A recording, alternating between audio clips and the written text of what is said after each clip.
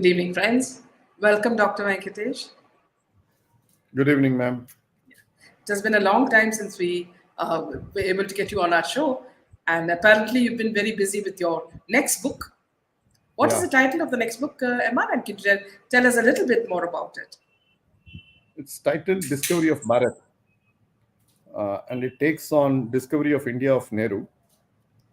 And this book is about how the constitution was made or unmade, and how we have structural flaws in the making of the constitution, right from the first word onwards. India, that is Bharat.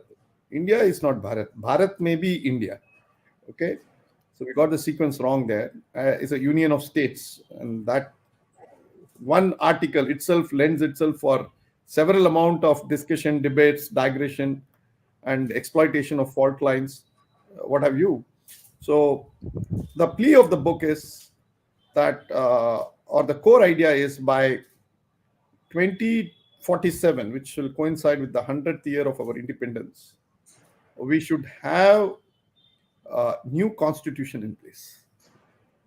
And we should, of course, this constitution has served us well, but I think we can't trust it on the next generation, and we need to move forward, and we have to gather all the experiences of the last 75 years and make a new constitution. And there is no shame in saying that this constitution has put us in good stead, but at the same time, let us not elevate it to the level of some religious text that it can't be changed, and it has to be changed wholesome. There has to be wholesome changes, and in line with the changed times and circumstances. And we need to get a new constitution by 2047. So I am making a fervent plea that there are deep flaws in the existing constitution, notwithstanding all that it has done, and we need to move forward. Probably a presidential form of government. Probably we need to look at a far greater unitary model. We need to have grassroots implementation of certain ideas, including Panchayat Raj and village modeling. There are certain aspects that the center has to have, and there are certain aspects the center must give up. And India must also look at developing an arc right from Burma to Afghanistan as what I call as a secondary India, or what we may call it as the Akhand Bharat also. Okay. Which must be drafted into the constitution, which must be something that we must draft it into the constitution. Very So this is what. interesting. Very interesting, Emma. Do tell us, see, what is it that makes you see in your busy life? What is it that makes you so passionate about writing? See, it is people who get addicted to exercise, watching movies. Some people cannot do away with walking. At least they need to walk 5 kilometers a day. I do walk also, but not. I'm not a addictive walker. In the sense, I can live without walking a day or two, no problem for me. But there are people who have to walk. There are people who have to do puja. There are people who have to go and drink and smoke and chat with friends. People who play cards, billiards. So it's a type of addiction. But my view is that as I grow older, I see that the brain needs more exercise than your legs or your arms. And you have to do away with your Parkinson's, or I'm fatally worried about getting Parkinson's or any sort of those type of dementia or whatever things which affects your brain.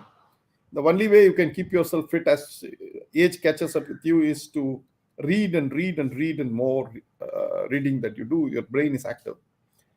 But people tell me that 10 times more important is to write. If you start writing, it is 10 times more efficient or effective than reading. So for writing a page, you need to read at least 10-20 pages.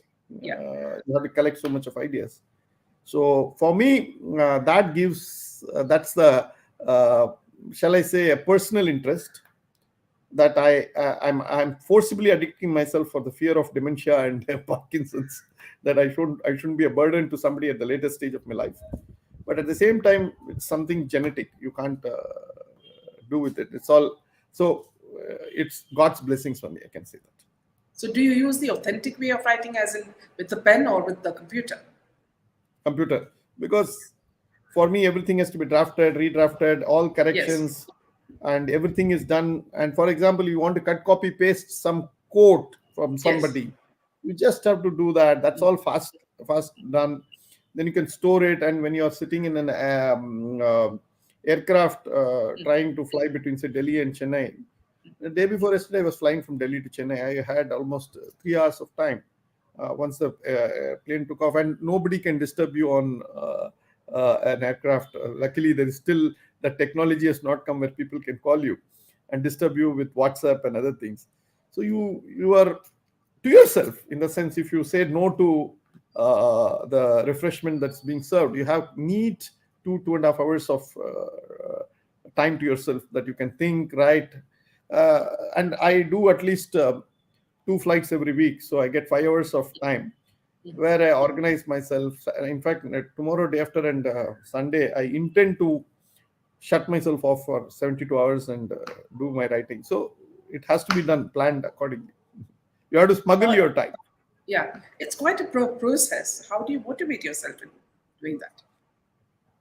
See, first thing is you have an abstract idea, then you research, then you write, then you improve it. Then I got a friend called P.S. Prabhakar. Every marathon runner has got one alter ego who runs along with him. Poor guy, he is never heralded. But Prabhakar is one guy who reads and gives his feedback and says there is a missing logic here. There is, this word looks too crass, or this word looks too good. So you try to weave around this idea more. So there is somebody who does an instant proofreading as you write. So it is like a movie that's being shot, and the rush shots are without the background score or anything. You just look at it and see whether the shot has come well.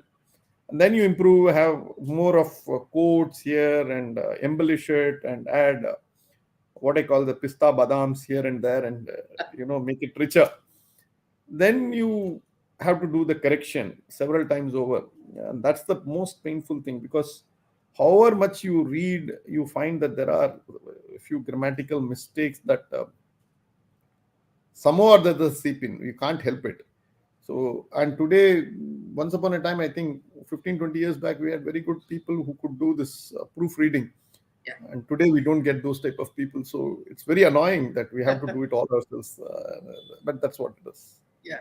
So viewers, Dr. Emar is quite a multifaceted person because, first of all, he's a wonderful human being. In the last, so many years that I've known him, I mean, he's not only a friend. He's the way he talks. He does not mince words, and he's, whenever he speaks on something, he has a complete grasp of the matter, and all these make him, people love to listen to him. And I'm always grateful when MR comes on our channel, because for that 1 hour, time just flies. Yeah. So thank you, MR, for that. Thank you, Mina, for your kind words. So MR, let's just start with the first topic, and that is with regards to Rahul Gandhi. Now, in this Bharat Jodo Yatra, that is the time when Soros's NGO VP walked with Rahul during the Yatra. And immediately, what Congress did was it distanced itself from the billionaire investor George Soros's remarks about how they connected. And a photo, now that a photo has emerged showing his NGO VP Salil Shetty walking with Rahul during the Bharat Jodo Yatra, everything has come out in the open. That who is funding these people and what are their intentions. So we could start from that and go on to the Cambridge, fiasco that's happening, and move to that MR. So please do tell us about that. See, 2 summers ago, we had elections in Tamil Nadu. The DMK party, after May 2021, started to address the central government, which is what we address normally, uh, as union government, which is technically the right thing. Please understand, union of states and the union government is the right word. In fact, all the cost title in any court is christened as Union of India versus MR Venkatesh, or MR Venkatesh versus Union of India. But when it came to the DMK party, whose genetic making is to secede from India, one was really surprised that they were using it, because when they use it, it is no longer a technical term. They were using probably with a sinister idea. Then the MP of Wayanad, which is Rahul Gandhi, picked up on this particular language.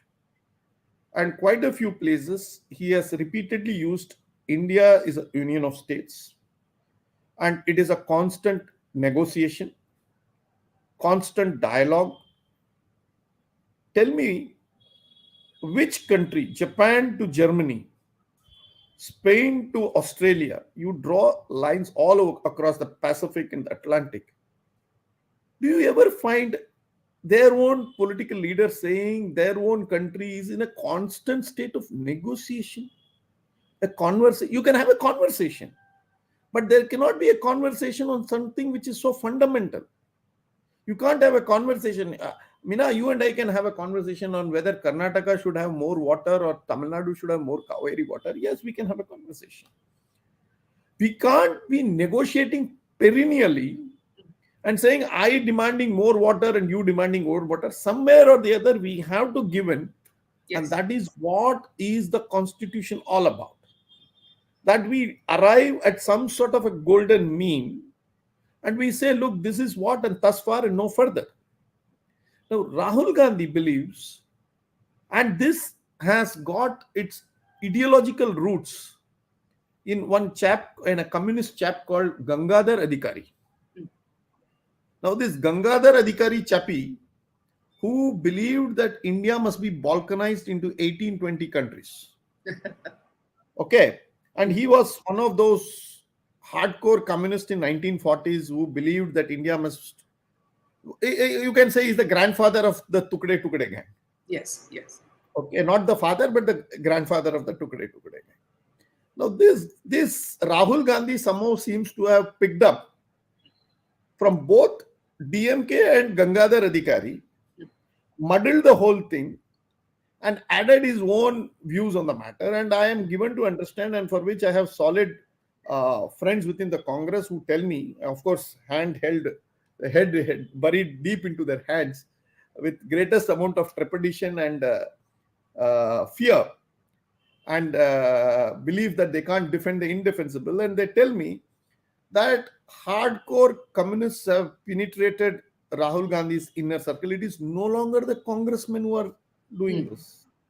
It is absolutely break in India forces that are historically against the unity and integrity of India, and historically who dance to their master's tune abroad, and the fissiparous tendencies in India like the DMK.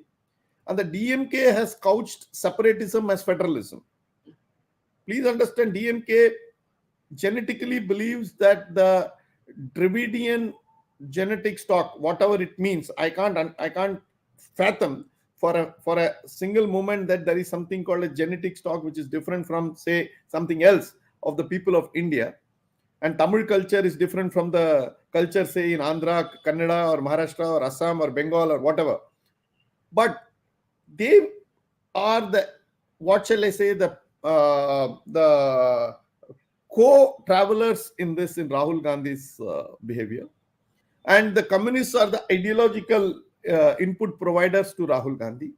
So Rahul Gandhi has become some sort of a confluence point where Soros can come in and lend his money. China can come in and give some external cover. We have Cambridge, which provides a platform. Can you ever believe this fellow will never be called by some third-rated university in India? Can you believe this? No, nobody will call him. Now, this guy cannot speak, cannot articulate. He's a third-rate duffer. I'm sorry for the harsh language, but my evaluation, and if I'm apologetic to congressmen if I'm hurting their feeling, but this guy is a third-rate duffer. I repeat it. And this guy will not be invited to one third-rated university in India. That let us assume X university is the bottommost in the hierarchy of universities. That university will not call this guy and ask him to deliver a lecture. But Cambridge does it. Why does it do it? And why does there is a huge international spotlight that is fixed on Rahul Gandhi, and there is a huge amount of media coverage? Oh, democracy is dead. If democracy is dead, then who is ruling Chhattisgarh? Who was ruling Punjab till last year? Who now you look at it, whether the Congress party is no longer a democratic party as it given participation in elections. We have to ask these questions. Unfortunately, the Congress party is now become an urban Naxal party. Under Rahul Gandhi, this is no longer a political party with a different ideology and different setup. It is urban Naxal. It is absolutely in the hands of anti-nationals, people who want to balkanize India for decades, for centuries. They are trying, and they are paying heavily into their master's command. It's a command performance by Rahul Gandhi. So I shudder to think. Now I have also a different viewpoint on the BJP. Now, I think that in the political analysis, we have reached an inflection point, Meena, that between Rahul Gandhi and Narendra Modi, the BJP will prefer and preserve Rahul Gandhi to Modi. In fact, amongst the BJP voters, the number one choice for voting BJP is no longer Narendra Modi's presence. It will be the negative influence of Rahul Gandhi, and I think he overwhelms the presence of Modi. And to benefit Modi, Rahul Gandhi need to be preserved. And this is a very paradoxical situation. I think Vikram Betal's story cannot be equivalent to it. And this is what is happening. Today, BJP now sincerely believes that we need to preserve Rahul Gandhi for only one reason, that he is a single selling point to ensure BJP wins 300 to 400 seats in the next election. So Rahul Gandhi doesn't understand. So he has to be fed well. He has to, not only fed well, he has to be preserved. He has to be ensured that he does all this buffoonery. He will try. So there is though it is at a very lower level, this is, I am putting it very casually. Of course, there are tectonic forces at play. One is, of course, the Chinese angle. One is the international financial world. Another is the imperialist forces who don't like India's rise. So all of these on one hand. And how do they operate? They need an operating mechanism. You need an operating system like Windows. And who is that operating system? It is Rahul Gandhi. For all these people, whether it is the Chinese, whether it is the Americans, or whether it is the British, whether it is the French, whether it is the German, whosoever does not want India to rise, India to grow, Indian Hindu civilization to come back to its, to re-emerge, I think the one point contact person is Mr. Rahul Gandhi, New Delhi. Okay, so I would also urge, now this is going to be something serious. Prithviraj Chauhan defeated Ghazni 16 times. And Ghazni came and won only the 17th time. And at the 17th time, he won, and the rest, as they say, is history. Completely, whole of that area was looted, plundered. Chauhan lost his eyes, it was gorged, whatever. Now the point I'm making is, BJP, it may suit BJP temporarily in its electoral gain to play and preserve Rahul Gandhi. But from national interest, there are two important cases on which BJP does not seem to care for whatever reason. One is, of course, the National Herald. Another is his NRI status. He is alleged to have British passport. And both of these matters were put in by Subramanian Swamy, Dr. Subramanian Swamy, and their own MP and their own party men. BJP somehow seems to believe that they should not take the route of ensuring these matters take a logical conclusion. On the contrary, they believe that the more they let loose Rahul Gandhi, it is better for them. Probably it suits their electoral calculus at this point in time. But as a hardcore nationalist, for me, India is far more important than BJP, far more important than Narendra Modi. And I believe that if Rahul Gandhi, the capital IF, if Rahul Gandhi has done something wrong in National Herald and as a citizen of Britain, as and is alleged to be a citizen of Britain also, I think uh, BJP is doing a great disservice with a capital D, because BJP has no business in not following the Rajadharma. And Rajadharma requires that if there is going to be a punishment to be meted out to these people, it must be meted out. It cannot be that you postpone it to a later date, or you don't do it just because it suits your temporary political or electoral ambitions. I shudder to think that the BJP is playing with fire. It must remember what happened to Ghazni and Gori, and then it is not Chavan alone paid. Chavan should have gone and finished Ghazni the first time. No, he shouldn't have waited any Yeah. further. But what he did was to wait 16 times. That was his foolishness. Mm. And he paid a heavy price for his foolishness. That is as far as he is concerned. But the nation paid a cost because of his foolishness. I do not want the BJP to be foolish. I want them to punish, provided, of course, Rahul Gandhi is guilty. Yeah. Moving on to Rahul Gandhi's Cambridge University remarks, which fueled a row. 7 times when Congress leader has tarnished, there are many times that he has tarnished India's image abroad. Now, in his visit to the UK, he spoke about the attack on democracy in India at the Cambridge University. And his comments is just one of the many times he has targeted the country and the government while being on foreign soil. Now, apparently in Cambridge, there are some Pakistani friends also in big positions. See, that is why I say this guy is a confluence of several anti India forces: Pakistan, China, financial forces, civilizational forces, imperialistic forces, then lobby, defense, crude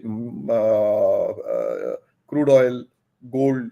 All of them find one stop shop.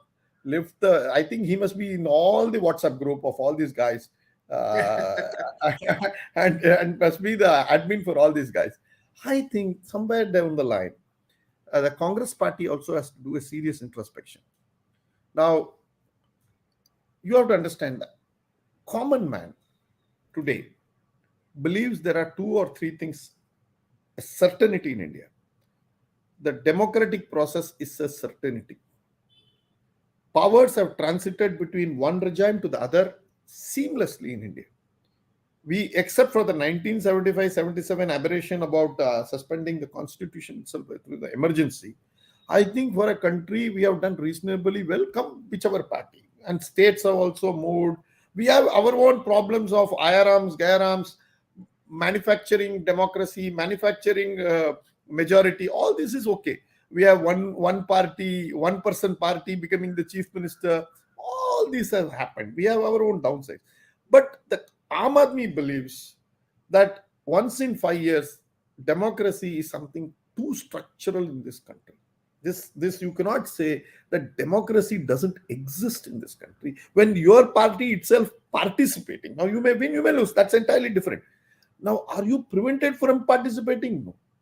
You participate in election after election.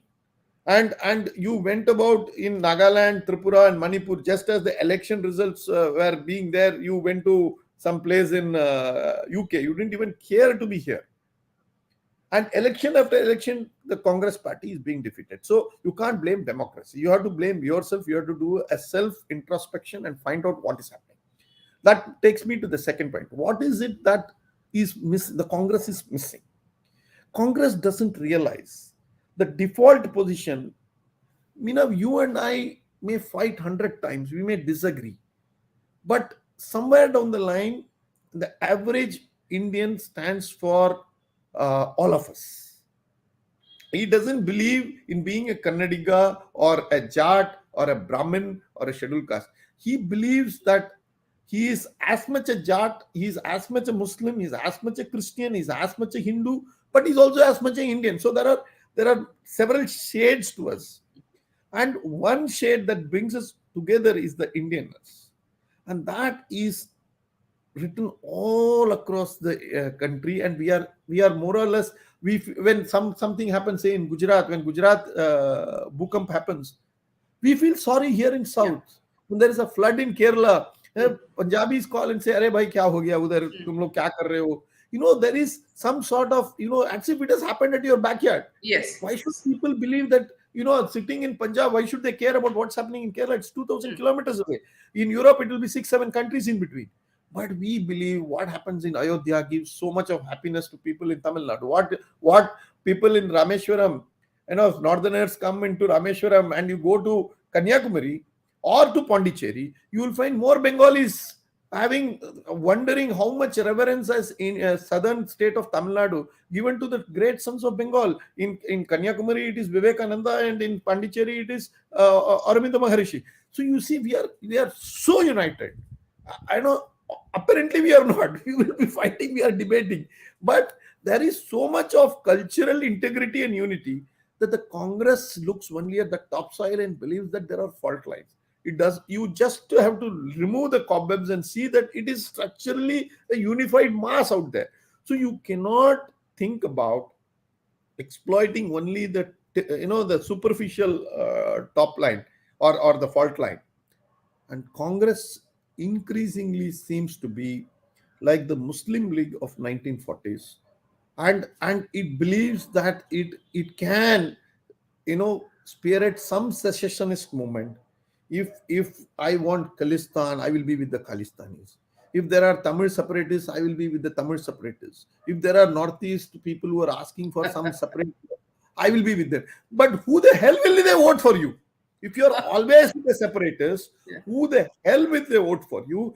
And they don't even understand that the average default position of any Indian is not to question the territorial integrity. Just like we talked about democracy in point one, territorial integrity in point two is a non-negotiable factor for all Indians, most Indians.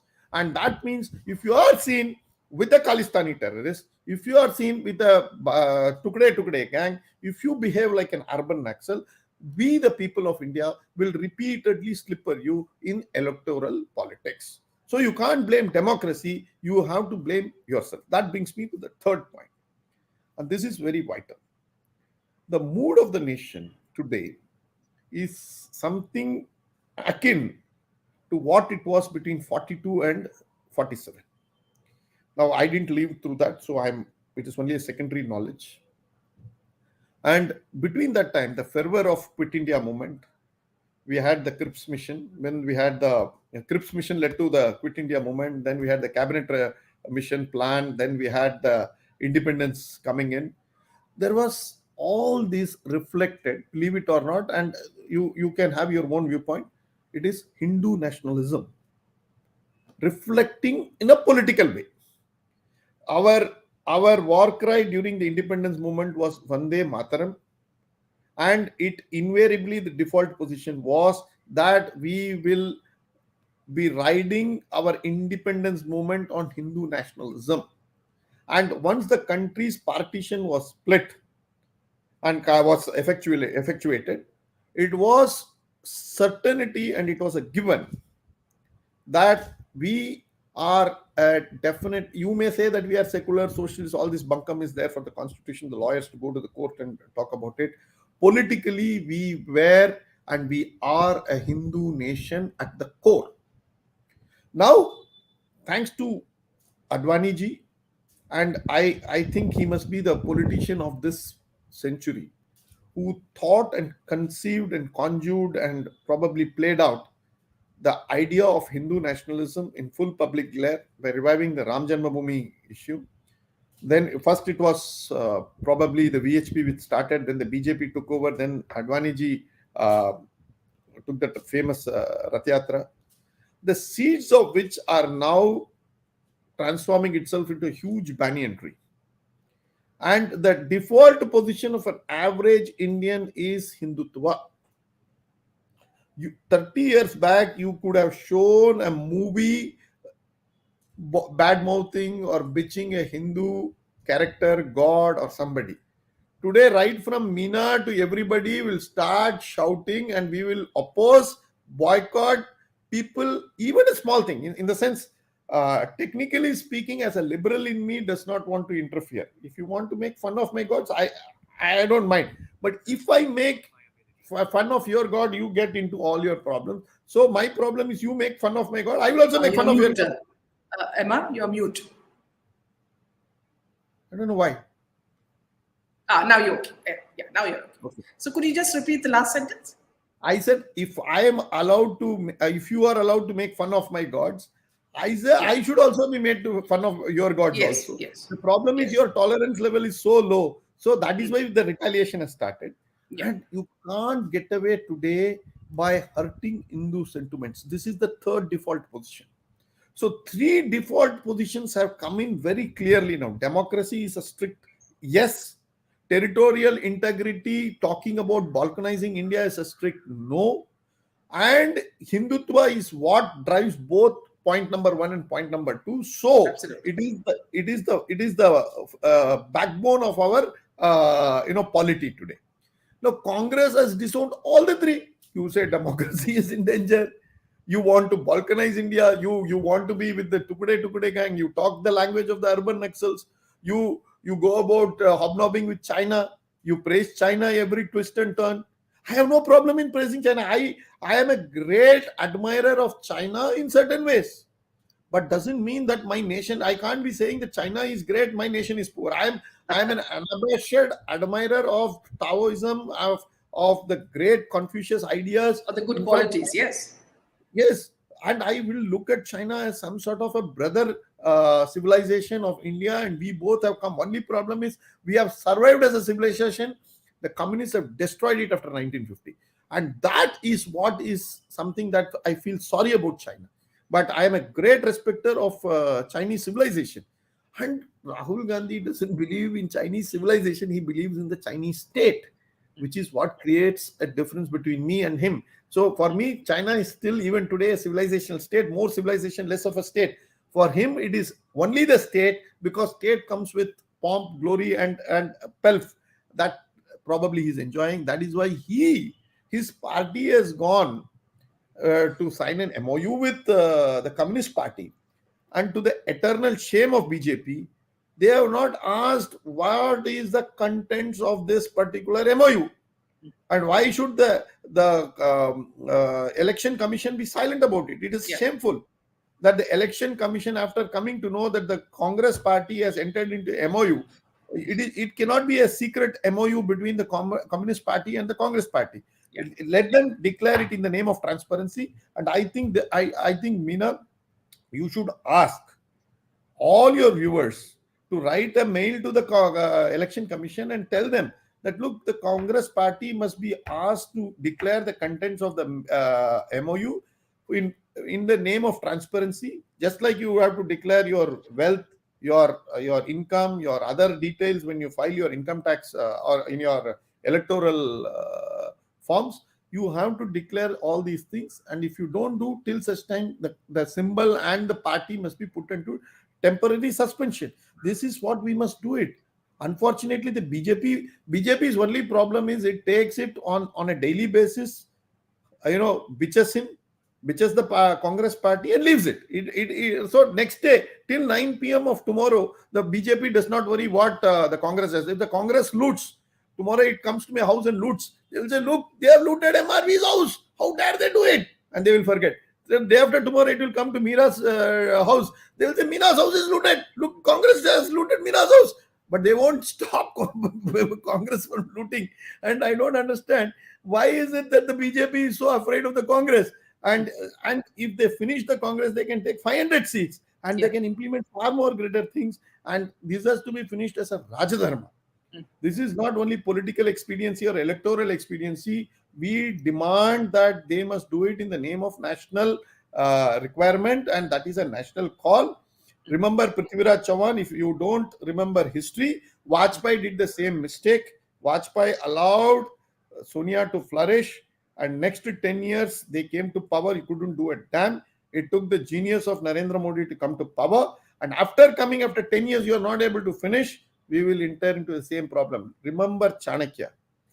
Chanakya says you should finish your enemy, meaning physically finish him. Then you should go and you should burn his body. And after burning his body, take the asti, that ash, in a moving river, go in a boat and drop the ashes over several yojanas, meaning several kilometers, so that there is no trace of your enemy. Enemies of the nation need to be finished. That is the primary Rajadharma. I'm sorry to say this, BJP is playing with fire. Another thing that is quite baffling is the boycott Bollywood movement and how it has affected the movies that are happening now.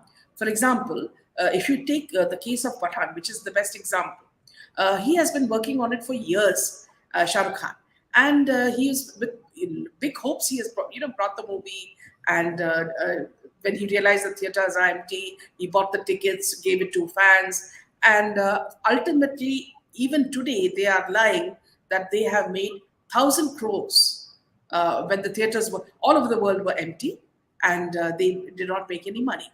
So here, Emma, you're an accountant. You know how all this goes. How can nobody catch them when they make such blatant lies? That movie has sold and people are watching it when everything about the movie is a lie. It has been stolen from Marvel cinema. It has been copied. Music has been plagiarized. Everything about the movie is a huge lie. Okay. Answer to that will be in 2024 elections, when probably Shah Rukh Khan will be campaigning for the BJP. I rest my case. That's all. So they will see to that he will campaign for the BJP probably in some states, and that will be the price he will have to pay, and everything else will be whitewashed. And as far as boycott movement is concerned, it has come 30 years too late.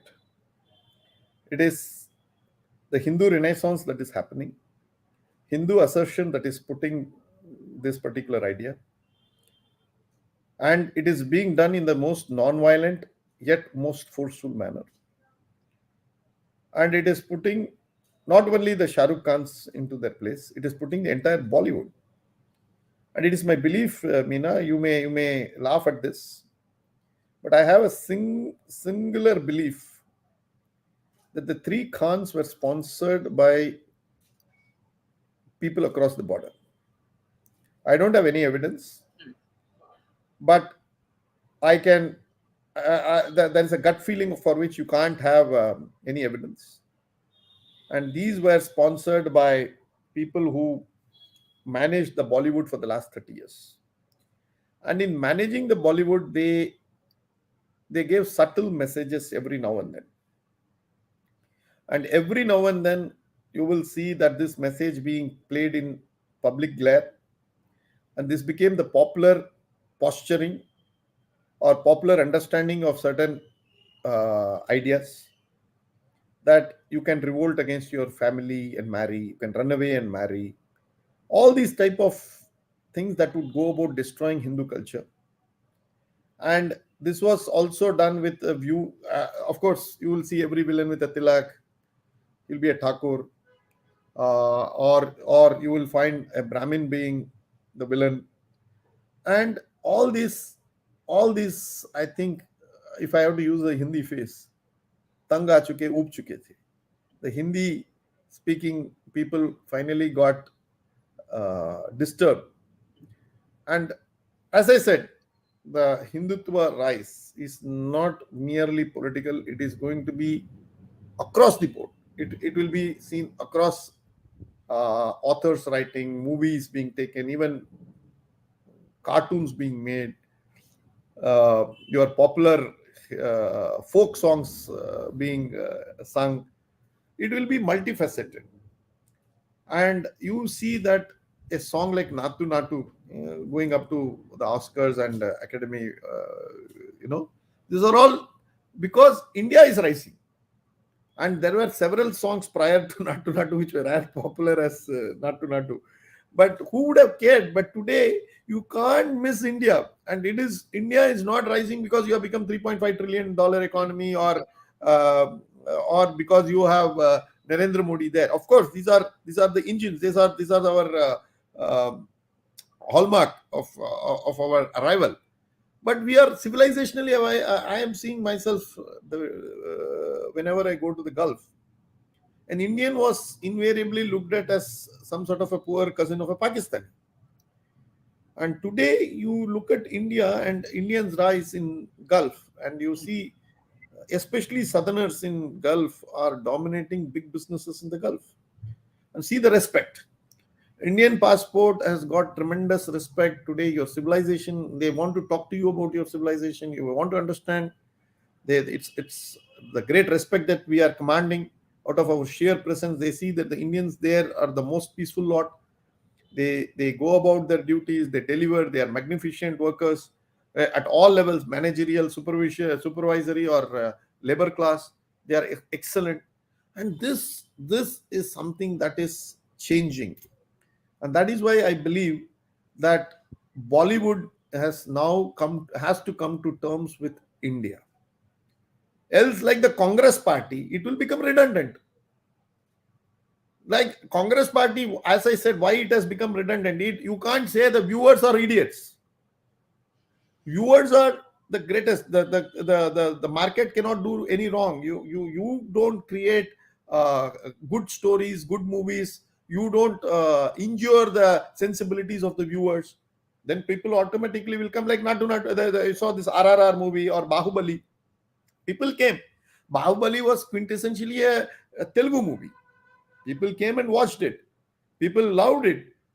You had quite a few of them, Tamil movies. Kantara, for instance. Now, had I taken Kantara, for instance, I would have taken it slightly differently. Okay, I would have dwelled more on certain aspects, but it appealed to the larger Hindu sensibilities, and it became a hit. Even Malikapuram of Kerala. Yeah, Or- yeah. You can have any number of movies which don't hurt Hindu sensibilities. That is the point. Period. If you are going to have a movie that, and now let us assume, Meena, you call to your program and start abusing me. Probably I will accept it once, twice, thrice. But do you think I'm a fool? Of course, I'm not going to accept even the first time. But you mean to say I will sit down and accept it eternally? Hindus were being treated like that, subtly making jokes of their gods, goddesses. You could go on doing this. Now people say, yes, this is no longer the national mainstream idea. It has national mainstream should be to respect India, Hindus, Hindu tradition, Hindu religion, Hindu culture. You cannot abuse my god, goddesses. You have to speak, and we demand that they should be spoken highly of. They you cannot take particular communities and to show them in poor light. So this has come as a mainstream.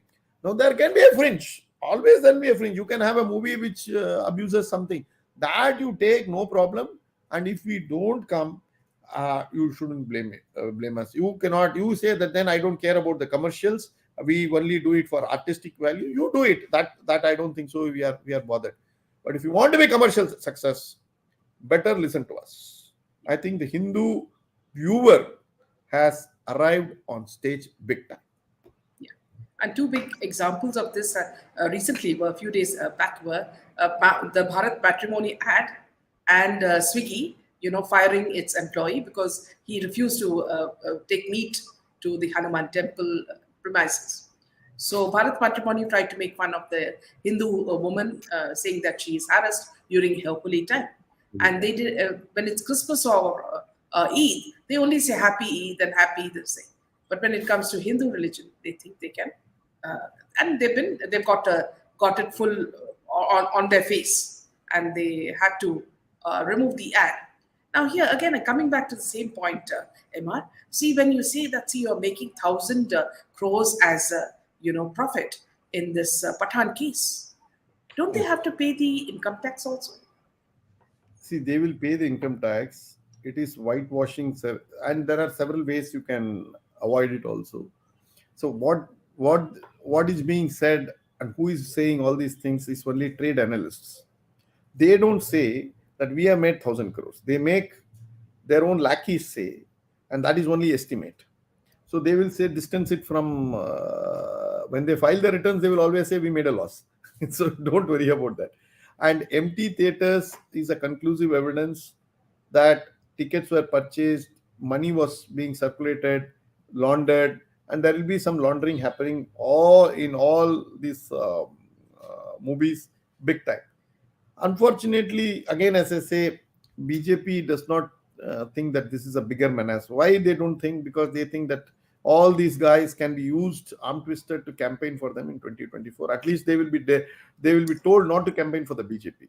So for BJP, and rightly so, I'm not blaming them. BJP, everything is from a standpoint of election, because they are in that race. They are in the electoral race, and we can't blame BJP, because BJP, damn it, has to win every election. If it loses one election, we are the first people who are going to stand up and say, why the hell did you lose the election? At that time, nobody is going to come and say, no, you were morally correct, congratulations, but you lost the election, so good. No, you don't have to worry. It is a non-negotiable part as far as the BJP is concerned, that they have to win elections. But somewhere down the line, BJP has also to think, pause, and also understand that everything cannot be looked at from the prism of election. They have to step back and look sometimes and say, like, look, thus far and no further. I'm sorry to say the BJP has still not yet struck that balance. They are more towards electoral politics, less towards finishing off the enemies of the nation, whether it is Bollywood, whether it is Congress party, whether it is communists, whether it is forces that George Soros so very conveniently puts in here, whether it's the Aam Aadmi party. So there are several, and corruption. Corruption goes big time in this country. And the BJP doesn't bother, and all those who were hailed as corrupt up to 2014 are merrily singing and telling us that the country mein corruption zyada ho gaya. And BJP doesn't seem to worry about it and doesn't bother about it also. So these are the things that I find very anomalous as far as BJP functioning is concerned. And you are right, Meena, if there is some concerted effort in looking at the way these tickets are purchased and sold, I think we can get to the bottom of it. It requires detailed investigation, and I'm sure the BJP must be, the ED must be having, the CBI must be having. But yes, final will and final push is not coming. And remember Prithviraj Chauhan. Yeah. Moving to Karnataka, MR, what do you think are the chances of BJP coming back to power? See, at this point in time, let me be very frank, BJP is struggling. And in a state like, there are some states where it's always ahead, come what may. And like say, state of Gujarat, it will be ahead. State of Madhya Pradesh, it will be ahead. State of Goa, it's now emerging as some sort of a bastion, it will be ahead. Then there will be certain states which it will struggle, but it will make it up once Narendra Modi comes and campaigns. There will be states like Maharashtra, there will be states like Chhattisgarh, Rajasthan, Haryana. Then there will be states like Karnataka and others where Narendra Modi has to put in superhuman efforts. I think this Bombay government has been some sort of a disaster. And this arrest of this MLA's son with cash of 40 odd lakhs, and the MLA himself making a spectacle, I think it's not a good augury for the BJP. I think, of course, they have removed him from the party. That's what I understand. But all this doesn't cut ice. That's why I said the corruption is rampant amongst the BJP, and they are also making money. Unfortunately, honest feedback has fallen on deaf ears, and honest feedback, nobody wants to listen. So probably BJP, despite the best efforts of Narendra Modi, may struggle to cross the majority mark in Karnataka, but it may be the pole position, and I don't know how Congress will deal with the JDS there, and how they both will combine, whether Kumaraswamy will combine with Siddaramaiah again. That's a big question, because a couple of days But back, Siddaramaiah is so busy eyeing women. I don't think he has the time. Okay, I didn't know this, but good luck. But again, coming back to this issue, that Kumaraswamy and Siddaramaiah may come together is a certainty, may not be a certainty, but maybe a possibility. And a couple of days back, I had Mr. Tanveer Ahmed who is the spokesperson of the JDS, on a show in Arnab. I did ask him whether it was a possibility. He said the Congress party is a poison, or words to that effect. He said something like that. But all that we know could be happening up to the day on which the election results are counted. Once it is counted, in the name of secularism, in the name of Karnataka pride, all these things to keep BJP out, we all have to come together. This is a test case. This is a forerunner of 2024. All sorts of bunkum and bullshit will be given, and they will come together. So, if the BJP does not cross 115 seats on its own, my guess is it is most likely a Congress JDS government that will come to power. And at this Will, stage, that's more at this stage, or at around 8:50 p.m. on 9th March. That's my guess. I'm entitled to revise my opinion, but today my guess is that the BJP is struggling. Even Narendra Modi may find it difficult to help BJP cross the line. Yes, will madam. Annamalai have any effect if he comes and helps in the campaign? See, Annamalai may not be a great vote catcher in Karnataka, though he will organizationally help the BJP. And I'm told his skills of as an organizer is pretty good. But please understand, it is the local politics that will play in good measure. The local politics, unfortunately, is that the BJP today in Karnataka is perceived as a corrupt party. And the 40% tag has stuck on very badly to the BJP. And this latest fiasco with this MLA, I forgot his name, that's gone very badly with the urban middle class. And these are your But then strongest. immediately he's been sacked, so So it doesn't matter. You see, you had no other no other choice. party does that. No, every party does that. So the point is, you also behave like Congress party. You allow you mean to say the MLAs MLA getting money was not known, or is it the only MLA who is getting money? The BJP at several stages are equally corrupt. So let us not beat around the bush. The corruption is rampant, and so this is waiting to happen. That it has happened with only one MLA and one state is only the most intriguing part. So this is a message also the top brass of the BJP, mostly to the Honorable Prime Minister, that corruption is an issue. Much as he may like to gloss over it, much as he likes to pretend that there is no corruption, the fact of the matter is there is huge rampant corruption in India today, including states ruled by the BJP, including BJP MLAs and BJP ministers indulge in corruption. Now, that is for him to introspect, and that is a conversation he must have with his conscience and see what he has to do. The last point that we could discuss is about Manish Sisodia. He was arrested by Enforcement Directorate a day before the bail hearing. And Aam Aadmi Party has been arrested by another central agency, that is an ED, a day before his bail hearing. Now, what do you think about is happening to AAP, and what you predict? See, I see that this liquor scam being the 2G of 2024 elections. I think BRS invited on themselves by questioning Modi. Now, the biggest challenge is to question Modi is to do it politically. And you being Euro clean, you require two requirements. You require popular votes, and you also require to be Euro clean. But you can't have a scam up your back and your own daughter indulging in this and wait for Saturday. I think Operation Kavita will also unfold itself in full public glare. So, as I said, K for Kavita, K for Kanimuri. So, okay. So, so this is going to be some sort of a prequel that I'm giving you into the run-up to 24 elections. So, liquor gate, liquor mafia, and that is why you see this hashtag Southern Mafia coming up. So I can see that liquor mafia, and I see a palpable consternation in DMK also. Now DMK would not bother about what's happening in neighboring Telangana or Karnataka, but they are so worried about Sisodia.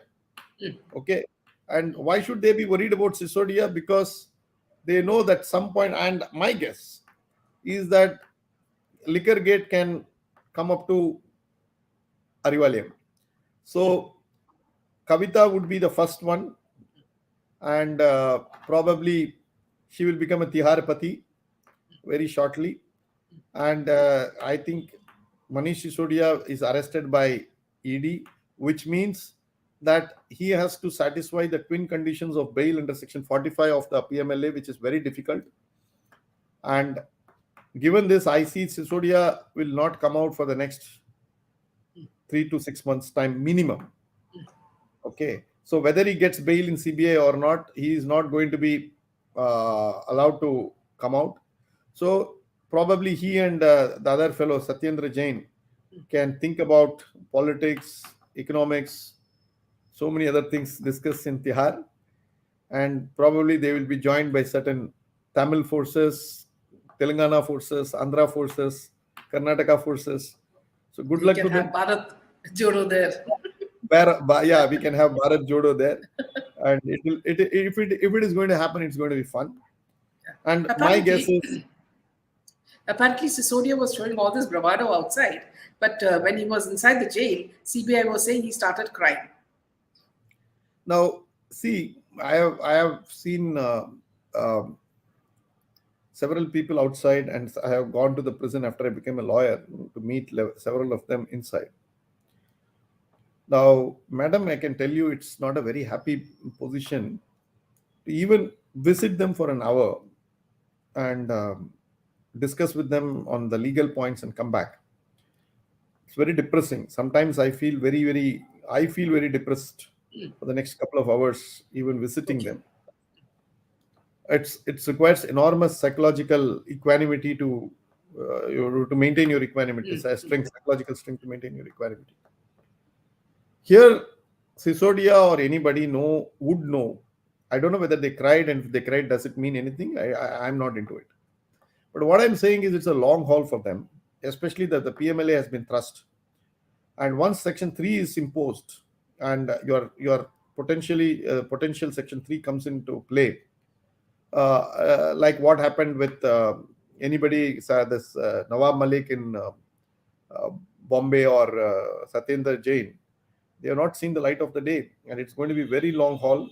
I don't think so they will get bail for the next so many months, and by that time they are politically weakened also. So it's going to be very tough for them to maintain their whole issue. And politicians out of power for a single day is death for them. So will it also affect Kejriwal? A matter of time. And you think that charlatan can his hands are clean? He must be the after all, your deputy chief minister was arrested and indulged in corruption. I think morality declares that he must also resign. Two of his ministers have been arrested by ED, and they have not been given bail. That means the court is not convinced that there is no prima facie case. So I am one of those who believe that this is going to be some sort of a Agni Pariksha for him. He is going to find it very difficult to hold on, and it is a matter of time that Arvind Kejriwal will also be sucked into the liquor gate. The gate of liquor gate is so wide and it's so vast in its sweep. It will suck everybody one So by what one. do you what do you think of the King of Gates, Bill Gates' visit to India? See, those type of things will happen. See, you have to understand, everybody, you can't, you are 1/6 of humanity. You can't close down your borders like North Korea and say we won't meet people. And you can't be also suspicious of everybody who comes to meet you.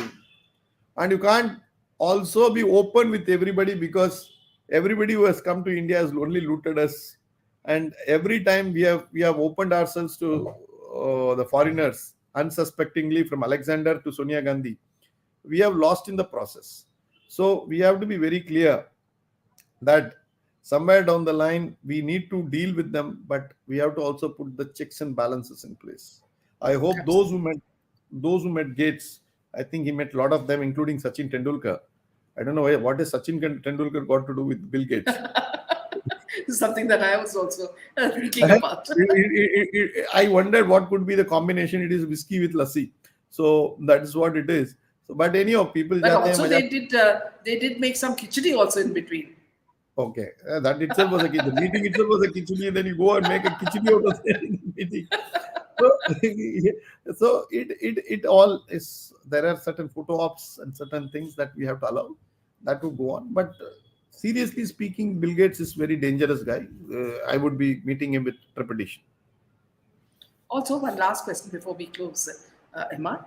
So, what is really happening in the SSR case? Why the delay? As I said, the proof would be. I have repeatedly maintained it. Let me tell you again to embarrass myself. CBI can close the case in no time. It is no longer a political case, legal case. It's only a political case, which means till the top honchos in the BJP decide that this case must be taken to a logical conclusion. And I was shocked to know in one of the programs of Arnab Goswami that when Disha's postmortem was being conducted, Aditya Thackeray was in that same hospital. Now, why should it, if it is a coincidence, it's a remarkable coincidence, I tell you. And all these details are with the CBI. They got every single evidence with them. But when they will close and why and in what manner, I have no clue. I am only waiting that somewhere down the line, as I said, the BJP toys with this and looks at it as some sort of an electorally driven idea rather than Raj Dharma driven idea. Somewhere down the line, BJP has to shed electoral politics towards Raj Dharma and has to arrive at some sweet mean. This But would be Emma, across. Yeah. if if wouldn't shouldn't the judiciary feel a little ashamed that a lot of the cases just lie open like this? No, Supreme the Court what has told them that you look at the case and all that, they are not bothered. I mean, doesn't the judiciary also look small in the eyes of people? see, judiciary is not bothered about it. Why I will tell you. Judiciary cannot interfere in the investigation. And worst come worst, they will throw the case diary at the judge and say that look, we are doing this. You what else you expect to do? You manufacture a accused. We can't do that. We are looking at it. So the courts are very shy of directing the manner of investigation. So they step aside and allow an investigation. We are given it to the premium most investigating agency, the CBI. Now, CBI doesn't unearth what can the courts do. Court can feel ashamed. Yeah, the courts can feel ashamed, but that's not the job of the court to investigate them. Only the CBI has to investigate. And I have tremendous faith in the CBI. CBI, I work very closely with some of the officers. I interact with them. I know them. They come to the courts. We have discussions. They have phenomenal understanding and they have extraordinary viewpoints. Okay, but they are also politically managed. That's also a truth of the fact of the matter, and that's the truth. So we need to allow. Uh, we have to only allow CBI to function fully until CBI gets its green clearance in the political masters. I don't see anything happening. This I have repeated to you 100 times. Yeah. Thank you so much, Emma, for this wonderful chat that we had. We'll see you again whenever you are free. Thank you. Good night. Thank you, ma'am. And Jai Hind. Thank you, Jai Hind.